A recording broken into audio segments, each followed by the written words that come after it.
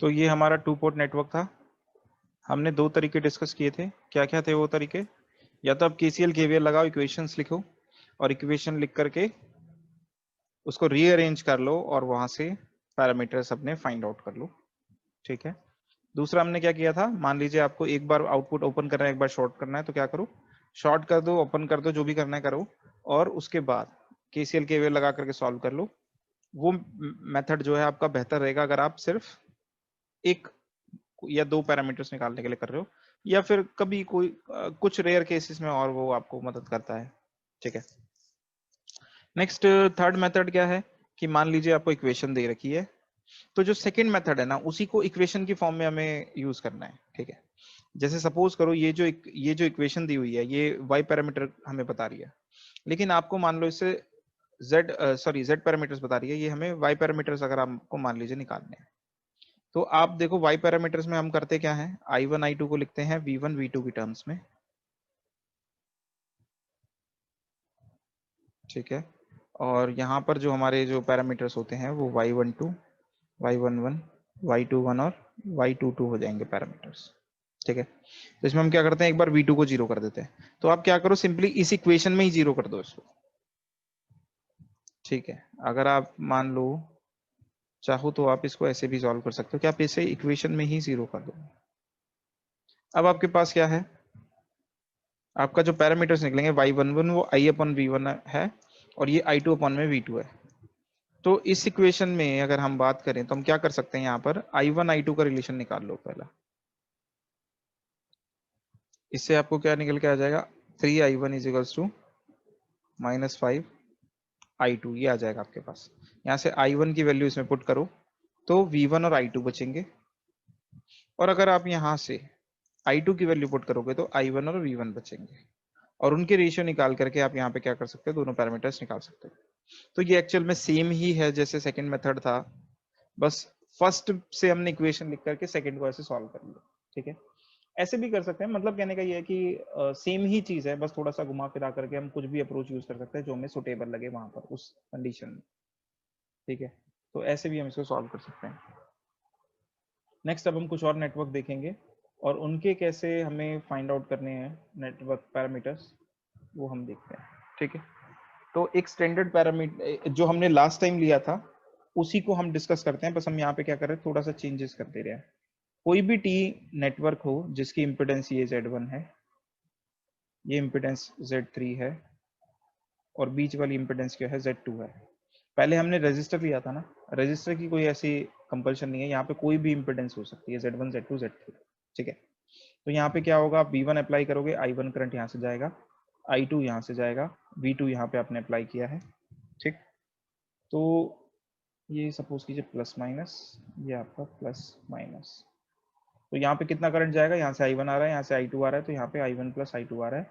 जब आप इक्वेशन लिखोगे जैसे हमने लास्ट टाइम लिखा था और इसको सॉल्व करोगे तो आपके पास क्या हो जाएगा, V1 और V2 की टर्म्स में आपके एक्सप्रेशन जो आ जाएंगे वो कुछ इस तरह से आ जाएंगे।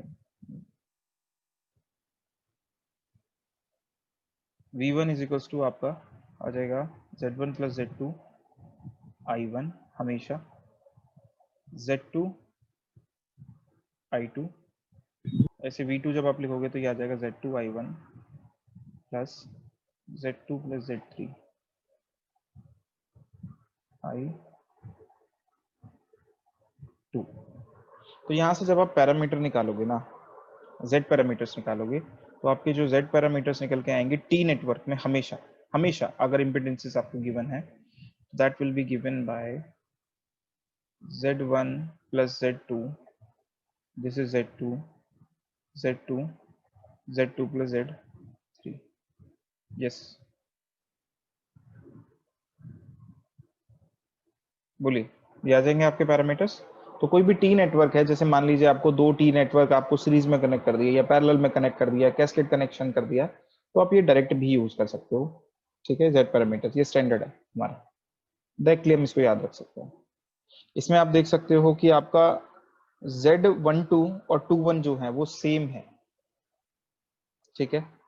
और ये दोनों क्या है, अलग अलग है। आगे हम देखेंगे Z12 और Z21 अगर सेम होता है तो हम ऐसे नेटवर्क को हम बोल देते हैं रेसिप्रोकल नेटवर्क। देखो अगर ये वाले एलिमेंट सेम हो गए z पैरामीटर्स के तो ऐसे को हम बोल देते हैं रेसिप्रोकल सर्किट या रेसिप्रोकल नेटवर्क। और अगर ये दोनों सेम हो जाते, ये दोनों तो सेम नहीं है, जरूरी ही नहीं है सेम हो, Z2 सेम है, अगर Z1 और Z3 सेम होंगे, अगर ये दोनों सेम होंगे तो ही ये दोनों भी सेम हो जाएंगे, डायगोनल एलिमेंट भी सेम हो जाएंगे, और उस केस में हम इसको सिमेट्रिक बोलेंगे। अगर Z1 और Z3 सेम नहीं है तो ये क्या हो जाएगा, एसिमेट्रिक सर्किट कहलाएगा। ठीक है, तो ये क्या हो जाएगा, एसिमेट्रिक सर्किट हो जाएगा अगर Z1 और Z3 इक्वल नहीं है। क्लियर है? तो यहाँ पे मैं लिख देता हूँ Z1 इक्वल्स टू Z3 है तो हम ऐसे सर्किट को हम क्या बोलेंगे, सिमेट्रिक। तो ये दो कंडीशन हम इसके बाद डिस्कस करेंगे, सिमेट्रिक और रेसिप्रोकल नेटवर्क क्या होते हैं। ठीक है, यहाँ तक कोई डाउट है तो पूछ लीजिए, नहीं तो मैं आपको पहले कंडीशन लिखवा देता हूँ कौन से नेटवर्क को रेसिप्रोकल और कौन से को हम सिमेट्रिक बोलते हैं। तो यहाँ पर हम क्या करते हैं, रेसिप्रोकल लिख लेते हैं, रेसिप्रोकल नेटवर्क की कंडीशन, और ये हमारा सिमेट्रिक नेटवर्क की कंडीशन। तो हर पैरामीटर के मदद से हम ये बता सकते हैं। रेसिप्रोकल आपको याद रखना है नॉन डायगोनल एलिमेंट, यानी कि Z12 इक्वल्स टू Z21, या फिर ZY12 इक्वल्स टू Y21, या फिर H12 equals to minus H21। ठीक है, या फिर G12 equals to minus G21। अगर ऐसा कुछ है तो हम रेसिप्रोकल बोलेंगे। इसमें देख लो इन दोनों पैरामीटर में H और G में माइनस का साइन आता है। अब कौन से पैरामीटर रह गए हैं, टी पैरामीटर्स। टी पैरामीटर्स में क्या होता है, अगर AD minus BC is equal to 1 है तो रेसिप्रोकल बोलेंगे। ठीक है, सिमेट्रिकल में क्या होता है, Z11 इक्वल टू Z22 है तो सिमेट्रिकल होगा, या फिर Y11, आप कोई भी एक निकाल करके दिखा सकते हो और सिमेट्रिकल बोल सकते हो। ठीक है, ऐसे ही यहाँ पर ABCD पैरामीटर्स के लिए होता है A equals to D symmetrical के लिए।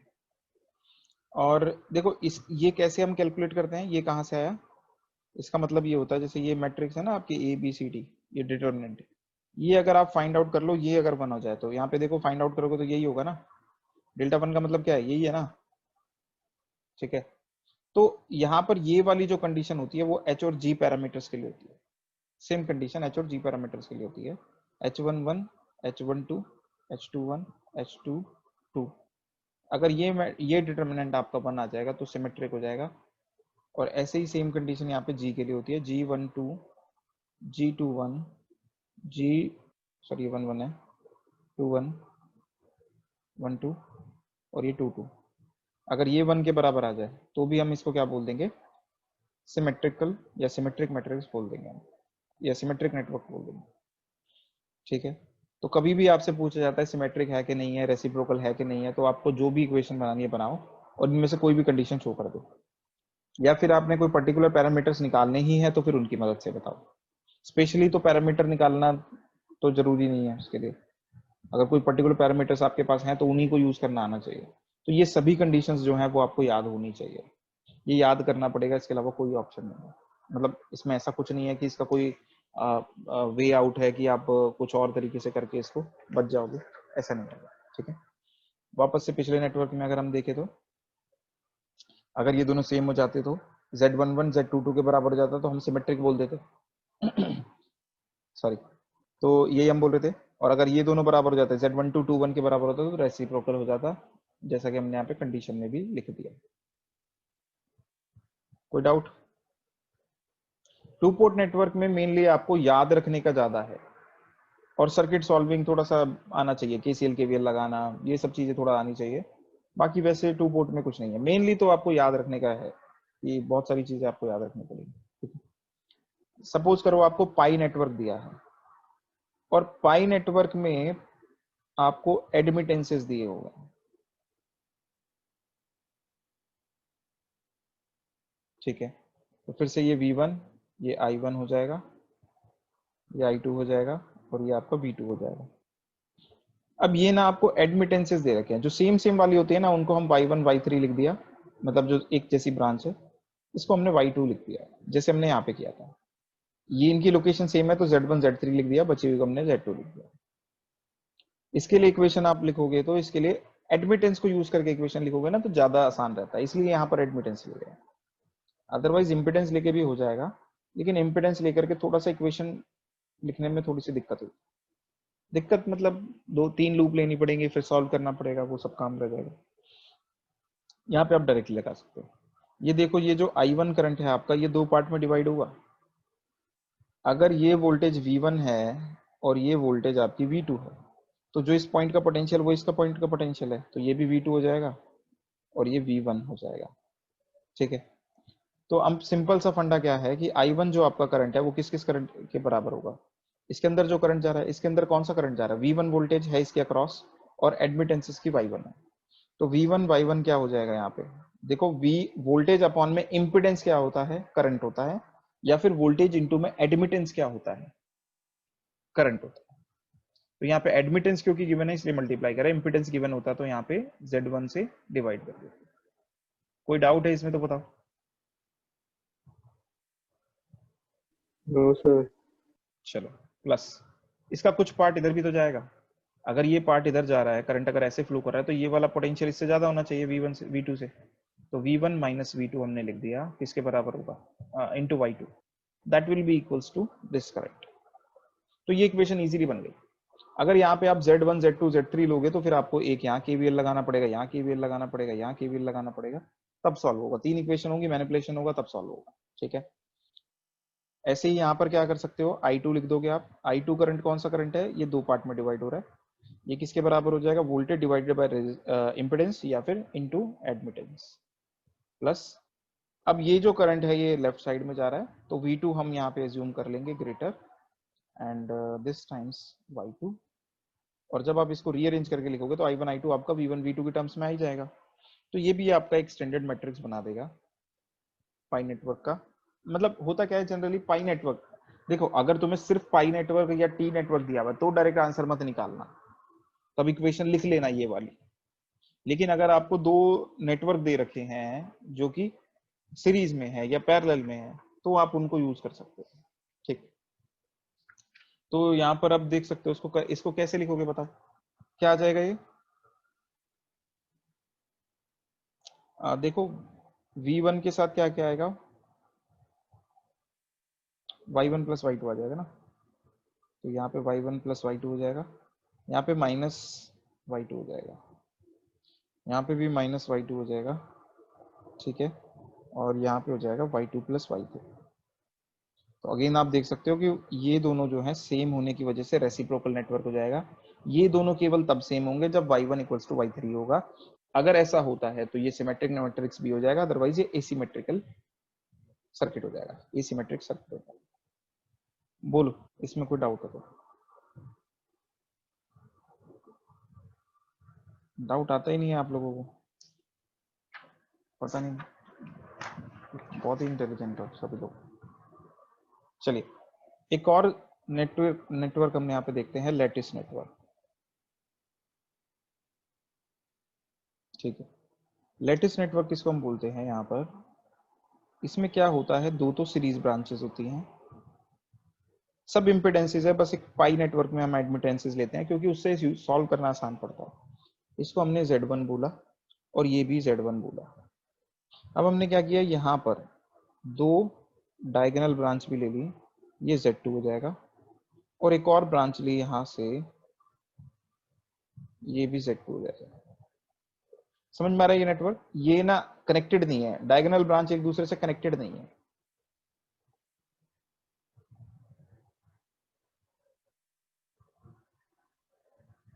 ये हमारा नेटवर्क है। अब इसके लिए आपको बोल रहा है कि आप Z पैरामीटर्स निकाल दो या फिर कंडीशन निकालो सिमेट्रिसिटी या रेसिप्रोकल होने के लिए इसके। ठीक है, तो अब इसको कैसे सॉल्व करें, अगर आप इसको डायरेक्टली यहाँ पर क्या कर सकते हो, या तो I1 मान लो यहाँ पे। ठीक है, अब आप देखो जो I1 करंट है वो क्या जा रहा है, देखो I1 के डिवाइड होने के लिए 2 पाथ अवेलेबल है, थोड़ा सा ना ध्यान से देखना इसको, और नहीं तो मैं क्या करता हूँ इसको रीड्रॉ ही कर देता हूँ, मेरे ख्याल से वो ज्यादा बेहतर रहेगा आपके लिए। रेड पेन हम यहाँ पे यूज कर लेते हैं। तो ये Z2 हो गया, ये सॉरी Z, ठीक है, ये हम सेम लेने हैं। ठीक है, सेम ले रहे हैं हम इसको। आप यहाँ पे देखो जरा, ये I1 के पास दो पाथ है, जब वो इससे जाता है तो वो Z2 से होके जाता है, फिर Z1 से होके जाता है, वापस जाता है। ये हमारा ओपन है यहाँ पे, ठीक है।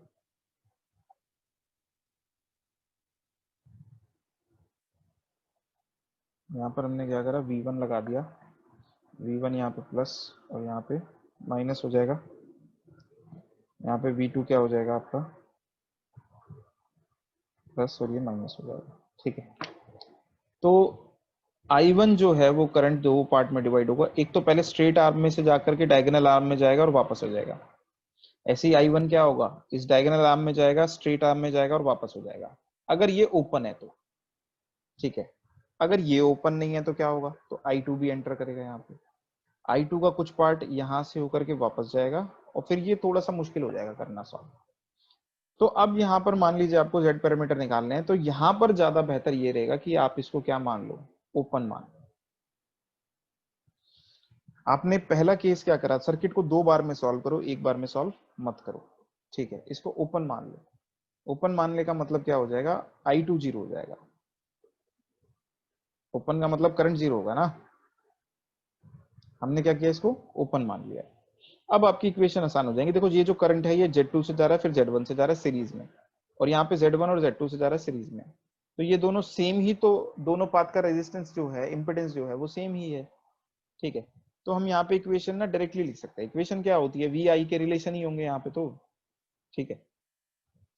तो यहाँ पर हमारे पास हम V1 लिख सकते हैं, V1 will be equals to, कितना करंट जा रहा है, I1 डिवाइडेड बाय 2, इतना करंट जा रहा है एक पाथ में, और उसका इंपेडेंस कितना है, Z1 प्लस Z2, और यही बराबर V1 के होना चाहिए। किसी भी एक में आपने क्या करा, KVL लगा दिया, ये हो गया। ऐसे ही एक बार आप इनपुट को ओपन मान लेना, तो V2 कितना आ जाएगा, वो आपका I2 by 2 Z1 plus Z2 आ जाएगा। बोलो हो जाएगा कि नहीं हो जाएगा, सॉरी V2 ऐसे हो जाएगा ना आपका, ये Z2 से जाएगा और Z1 से ये करंट हमारा वापस आ जाएगा, तो ये हो जाएगा आपका V2 is equals to I, अच्छा इसमें एक काम हम कर सकते हैं, इस इक्वेशन से अभी बात बनेगी नहीं, क्योंकि इसमें सिर्फ दो पैरामीटर्स आए हैं। आपने I2 को जीरो लिया है, अभी V2 बचा है, तो V2 की इक्वेशन आप क्या लिखोगे, पहले पहले एक इक्वेशन आपको और लिखनी पड़ेगी V2 की टर्म्स में, क्योंकि V2 वोल्टेज नहीं आया है। तो यहाँ पे आपने एक बार और KVL लगाया, तो उसमें क्या आ जाएगा, V2 आपका I1 बाई 2, देखो यहाँ से इसमें कितना करंट जा रहा है, I1 बाई 2, और इसमें भी I1 बाई 2 करंट जा रहा है, और V2 वोल्टेज जो होगी वो आप ऐसे निकाल सकते हो कोई भी ब्रांच लेकर के। तो जब आप उसको कैलकुलेट करोगे तो कितना आएगा, वो हाफ ऑफ, यहाँ पे देखो जरा, ये प्लस है और ये माइनस है, और यहाँ पे ये प्लस और ये माइनस है, एंड तो ये वाली वोल्टेज प्लस हो जाएगी और ये वाली माइनस हो जाएगी, ठीक है। तो V2 will be equals to I1 by 2 Z2 minus Z1, क्योंकि Z1 वाली तो प्लस हो जाएगी V1 माइनस 1, ठीक है। तो KVL लगा करके ये आ जाएंगे। अब इन दोनों रिलेशन से आप क्या कर सकते हैं, दो पैरामीटर्स निकल जाएंगे, क्योंकि आपके V1 V2 और I1 है। तो यहाँ से क्या करो, Z पैरामीटर निकालना है, तो V1 अपॉन में I1 करोगे तो क्या मिलेगा, Z11 मिल जाएगा।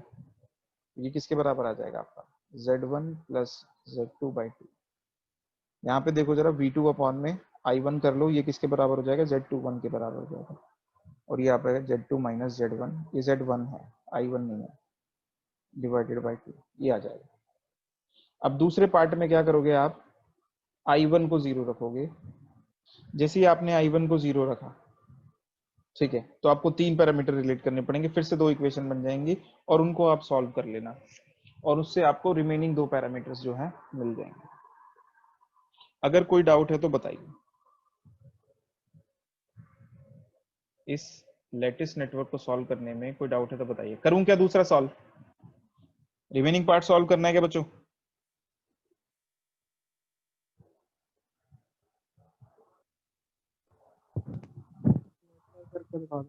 हाँ करके दिखा दो सर एक बार। चलो। तो अगर आपने I1 को 0 लिया है अगर, तो क्या होगा, देखो V1 वोल्टेज तो तब भी रहेगी ना, ओपन सर्किट है, शॉर्ट सर्किट तो है नहीं जो ये 0 होगा। तो ये हमारे पास वोल्टेज आपने क्या अप्लाई कर रखी है, V2। अब कौन सा करंट मानोगे, I2।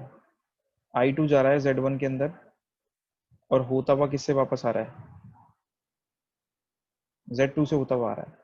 ये प्लस ये माइनस, ये प्लस ये माइनस, और यहाँ पर भी एक कनेक्शन है ना Z2। तो यहाँ पे देखो जरा, जब आप V2 के लिए इक्वेशन लिखोगे यहाँ पर, तो V2 की जो इक्वेशन होगी, I2 है, यहाँ से कितना जाएगा, I2/2 जाएगा, क्योंकि दोनों पाथ का इंपेडेंस सेम है। I2 Z2 से भी जाएगा और Z1 से भी जाएगा और सेम ही डायरेक्शन में जाएगा, तो ये पॉजिटिव ये नेगेटिव, ये पॉजिटिव ये नेगेटिव, तो क्या हो जाएगा, I2/2 Z1 + Z2 हो जाएगा। सेम इक्वेशन जैसे हमारी पहले बनी।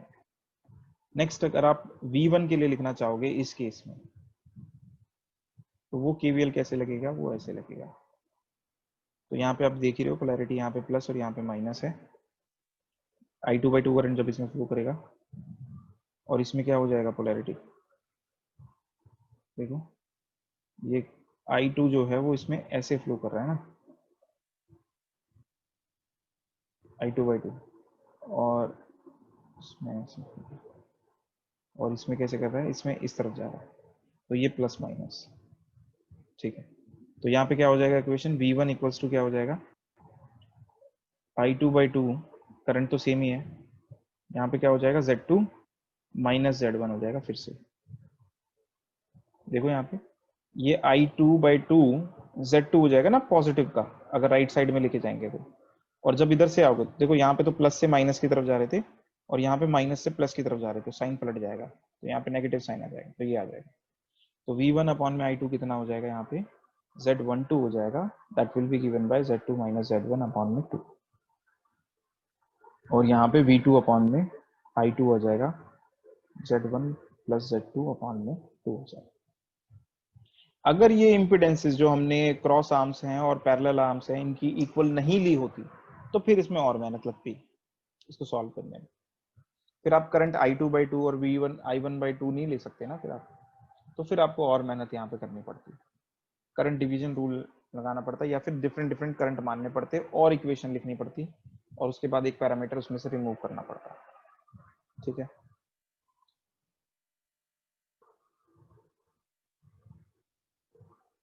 ठीक है बच्चों, ये हो गए हमारे कुछ जनरल क्वेश्चंस या छोटे मोटे पैरामीटर फिक्स स्टैंडर्ड हम बोल सकते हैं कि सर्किट्स। अब इसके अलावा और कैसे आ सकते हैं वो मैं एक दो एग्जांपल, हम थोड़ा सा टिपिकल एग्जांपल लेते हैं, थोड़े से टफ या जो डिपेंडेंट सोर्सेस को यूज करते हो। इससे पहले हम डिफरेंस थोड़ा सा जान लेते हैं डिपेंडेंट सोर्सेज और इंडिपेंडेंट सोर्सेज के बीच में, ठीक है। पता है क्या आपको difference between dependent and independent sources?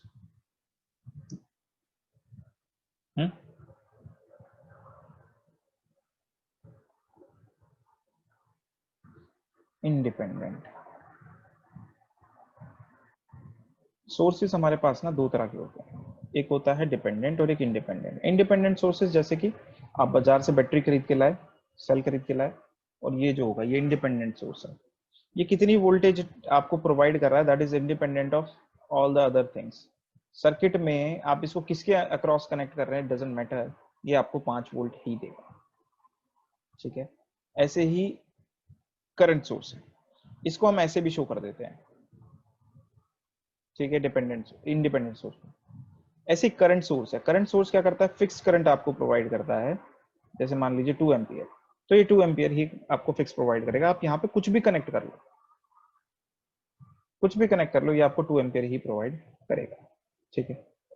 इसमें कोई डाउट है तो बताइए, ठीक है। अगर हम बात करें डिपेंडेंट सोर्स की, डिपेंडेंट सोर्स क्या करेगा, डिपेंडेंट सोर्स में डिफरेंस होता है, उसको हम डायमंड सिंबल से रिप्रेजेंट करते हैं, सर्कल से नहीं रिप्रेजेंट करते, डायमंड सिंबल से हम उसको रिप्रेजेंट करते हैं, ठीक है। उसमें होता क्या है, ट्रांजिस्टर्स वगैरह आपने पढ़ लिया है क्या? बोलो, ट्रांजिस्टर आपने पढ़ लिया क्या?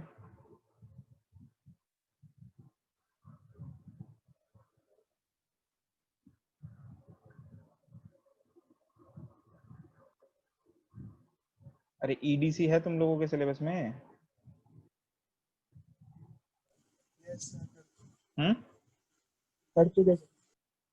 हाँ तो ट्रांजिस्टर में तुम क्या देखते हो?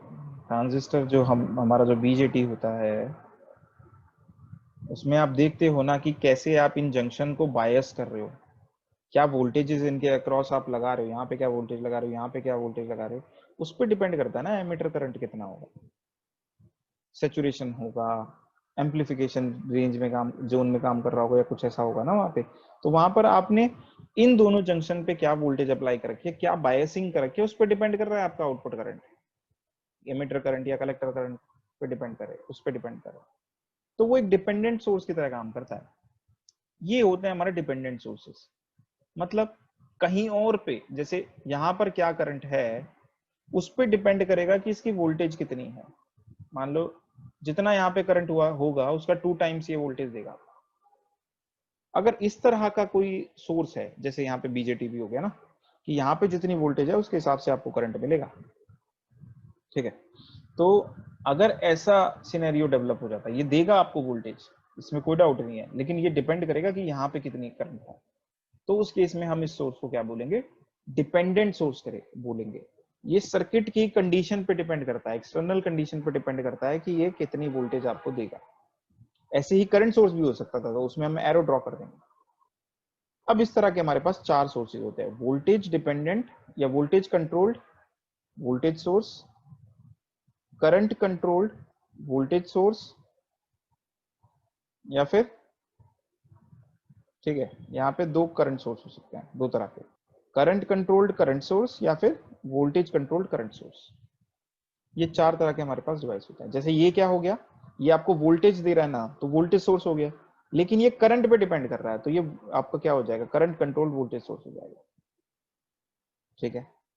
अगर मान लो ये इस वोल्टेज के क्रॉस, इस क्या ये क्या वोल्टेज आप अप्लाई कर रहे हो उस पर डिपेंड कर रहा होता है, 2v1 होता है, तो ये क्या हो जाता, वोल्टेज कंट्रोल्ड वोल्टेज सोर्स हो जाता, वोल्टेज ही दे रहा है लेकिन वोल्टेज कंट्रोल्ड हो जाता, फिर किसी ब्रांच की या किसी एलिमेंट के अक्रॉस वोल्टेज की ऊपर डिपेंड कर रही है इसकी वोल्टेज। अगर मान लीजिए करंट सोर्स होता है और इस करंट पे डिपेंड कर रहा होता तो ये करंट कंट्रोल करंट सोर्स हो जाता। तो इसको आप फुल फॉर्म लिख लीजिएगा। कोई डाउट है इसमें तो बताइए। अब एक चीज इसमें यहाँ पर आपको याद रखनी है कि अगर डिपेंडेंट सोर्स भी है आपका सर्किट में तो केवीएल केसीएल तो तब भी लगेंगे ना। क्यों लगेंगे? क्योंकि वो तो एनर्जी और चार्ज कंजर्वेशन पे बेस्ड है। ऐसा थोड़ी है कि एनर्जी कंजर्व नहीं रहेगी अगर आपने डिपेंडेंट सोर्स लगा दिया, एनर्जी तो कंजर्व रहेगी। सिस्टम आइसोलेटेड है तो एनर्जी विल रिमेन कंजर्व, ऐसे ही चार्ज भी कंजर्व रहेगा। तो केसीएल केवीएल आप तब भी लगा सकते हो जब आपके डिपेंडेंट सोर्सेस हों सर्किट में, ठीक है। तो अब हम एक ऐसा सर्किट ले रहे हैं जिसमें डिपेंडेंट सोर्स भी गिवन है और उस पे उसके 2 पोर्ट पैरामीटर्स जो होंगे हम निकाल करके देखते हैं, ठीक है। तो एक बहुत सिंपल सा ले लेते हैं, जैसा हमने Z और Y पैरामीटर्स करते हुए शुरुआत में लिया भी था एक सर्किट जो हमारा सिमुलेशन में भी था, उसको हम सॉल्व करके देखते हैं। यहाँ पे इंडक्टर है, तो यहाँ पे देखो जरा, ये पॉजिटिव टर्मिनल हो गया आपका, यहाँ पे ये पॉजिटिव टर्मिनल हो गया, ये V1 हो जाएगा। यहाँ पे क्या कर रखा है, एक कैपेसिटर कनेक्ट कर दिया आपसे। अब आप क्या कर सकते हो ना, यहाँ पे हम इसको सॉल्व कर रहे हैं ना, वापस से आप सिमुलेटर पे जाकर के ना यही सब वैल्यूज पुट करके आप देख सकते हो कि आपका आंसर मैच कर रहा है कि नहीं कर रहा है, क्योंकि लास्ट टाइम वो जो आंसर था सिमुलेटर पे मैच नहीं कर रहा था, इफ यू रिमेम्बर।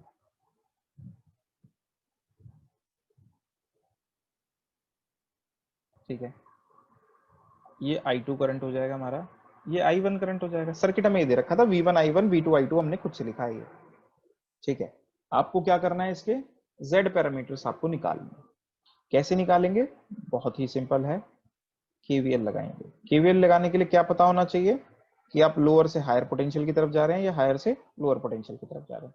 तो यहाँ पे I1 करंट ऐसे एंटर कर रहा है, तो ये प्लस ये माइनस, यहाँ पे क्या होगा, I1 करंट आ रहा होगा, यहाँ से I2 आ रहा होगा, अकॉर्डिंग टू KCL यहाँ पे I1 प्लस I2 करंट जाएगा। अगर करंट ऐसे जा रहा है तो कैपेसिटर अगर चार्ज हो रहा है तो ये पॉजिटिव हो जाएगा और ये नेगेटिव हो जाएगा, ठीक है। नेक्स्ट ये क्या है, ये 2I2 हमारे पास क्या दे रखा है, ये वोल्टेज सोर्स दे रखा है, इसकी ऑलरेडी पोलैरिटी आपको गिवन है, ये प्लस है और ये माइनस है, ठीक है। तो जब फर्स्ट लूप में मैं KVL लगाऊंगा तो क्लॉकवाइज मूव करूंगा तो ये माइनस से प्लस की तरफ जाने की वजह से, पोटेंशियल राइज होने की वजह से V1 को पॉजिटिव ले लेंगे। बाकी मैं उधर अब इक्वल की साइड में लिख दूंगा। यहाँ पे पोटेंशियल डिके है लेकिन राइट साइड में लिख रहे हैं तो प्लस हो जाएगा 3I1 प्लस, यहां पर देखो क्या होगा, I1 प्लस I2। अब अगर तुम्हें याद हो तो सेकेंड यूनिट में हम क्या लिख रहे थे, करंट वोल्टेज क्या लिख रहे थे कैपेसिटर के लिए, 1/c इंटीग्रल IDT। लेकिन ये जो अब एनालिसिस हो रहा है ना, ये स्टेडी स्टेट एनालिसिस हो रहा है, तो यहाँ पे XC हम यूज कर सकते हैं, ठीक है। यहाँ पर हम क्या यूज कर सकते हैं, XC यूज कर सकते हैं, और दिस इज आर XC या JXC, ठीक है। तो ये हो जाएगा -J2, ठीक है ना। ये जो -J2 दिया हुआ है ये आपको इंपिडेंस दी हुई है कैपेसिटर की डायरेक्टली, आपको कुछ भी करने की जरूरत नहीं है यहाँ पे। नेक्स्ट प्लस से माइनस की तरफ जा रहे हो, यहाँ पे भी प्लस से माइनस की तरफ जा रहा है तो ये भी प्लस हो जाएगा, कितना 2I2। So this will be our first equation. इसमें कोई डाउट है तो किसी को बता दीजिए, नहीं तो सेकंड इक्वेशन हम लिखते हैं। सेकंड इक्वेशन के लिए हम यहाँ से ही शुरू कर रहे हैं, यहाँ से हम गए ऊपर वाले टर्मिनल की तरफ तो प्लस लिखा पोटेंशियल राइज की वजह से। अब इस तरफ आप देखोगे ये प्लस ये माइनस, ये प्लस ये माइनस, फिर से वही सेम चीज, तो आप क्या लिखोगे I2, ये पूरी इकट्ठा लिख दोगे इम्पिडेंस 1 प्लस J5। अलग अलग भी लिखोगे तो इसका क्या हो जाएगा, I2 J5 into sorry I2 into J5 plus I2 into 1, तो कॉमन लोगे तो तब भी यही आ जाएगा, प्लस नीचे की तरफ अब हमें जाना है तो ये क्या हो जाएगा I1 प्लस I2 और ये हो जाएगा -J2 एंड प्लस 2I2।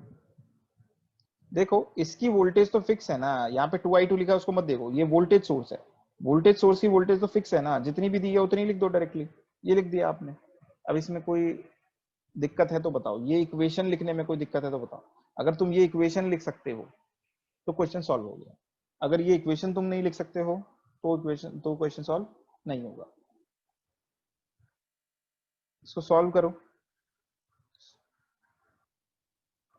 ये 3I1 है, ये -2J है I1 के लिए, तो I1 के साथ क्या आ जाएगा हमारे पास 3 माइनस J2। अगर हम I2 की बात करें तो I2 के साथ -J2 भी है और 2 भी है, तो 2 माइनस J2 I2 हो जाएगा V1। सिमिलरली V2 क्या हो जाएगा हमारा, पहले I1 को देख लो, I1 के साथ -J2 है,